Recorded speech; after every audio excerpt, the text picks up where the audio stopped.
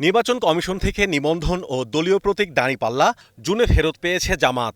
নিবন্ধন বাতিলের আগে সবশেষ আয় ব্যয়ের হিসাব দিয়েছিল ২০১৩ সালে। নিবন্ধন ফিরে পেয়ে এক যুগ পর আবারও সেই হিসাব ইসিতে দিয়েছে তারা। ২০২৪ সালের অডিট রিপোর্ট থেকে জানা গেছে, সে সময়ে তাদের আয় ২৮,৯৭,২৯৯ টাকা আর ব্যয় ২৩,৭৩,৩৮,১৭৭ টাকা। দলের সেক্রেটারি জেনারেল মিয়া গোলাম পরোয়ারের সই করা সেই অডিট রিপোর্ট ২৯ জুলাই ইসিকে দেয় জামাত। তবে সেই নথিতে আয় ব্যয়ের হিসাব পরিচালনার জন্য কোনো ব্যাংক অ্যাকাউন্টের উল্লেখ নেই। তবে দল নিবন্ধন বিধিমালার শর্ত অনুযায়ী দলের নামে রক্ষিত ব্যাংক অ্যাকাউন্ট নম্বর, ব্যাংকের নাম, সেই অ্যাকাউন্টের সবশেষ হিসাব এবং দলের তহবিলের উৎসের বিবরণ জমা দিতে হবে নির্বাচন কমিশনে। এতে প্রশ্ন উঠেছে, আয়ের অর্থ কোথায় রাখা হয়েছে, ব্যয় বা হয়েছে কোন উৎস থেকে?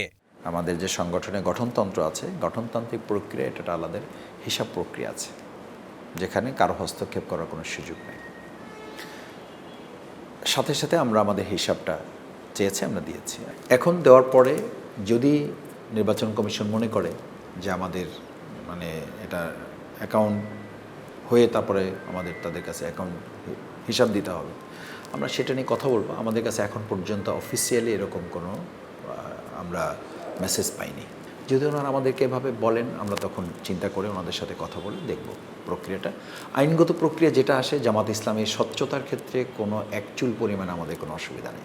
এই অবস্থায় নির্বাচন কমিশন বলছে, দলটির ব্যাংক হিসাব না থাকার বিষয়ে আলোচনা করে সিদ্ধান্ত নেওয়া হবে।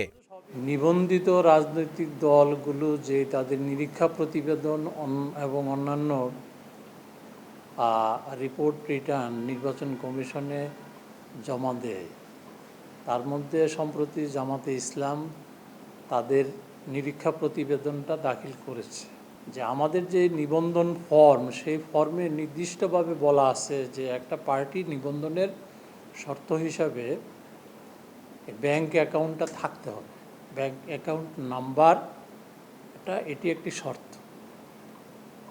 নিরীক্ষা প্রতিবেদনে জামাতে ইসলামের সেটা সুনির্দিষ্টভাবে নেই। বিষয়টি শাখা থেকে ফাইলে উপস্থাপনের পর কমিশন পরবর্তী পর্যায়ে সিদ্ধান্ত নিয়ে ব্যবস্থা নেবে। এদিকে ব্যাংক হিসাব না থাকায় সম্প্রতি নিবন্ধনের জন্য আবেদন করা নতুন দলগুলোকে চিঠি দিয়েছিল নির্বাচন commission. Mahmudul Hasan, star news, Dhaka.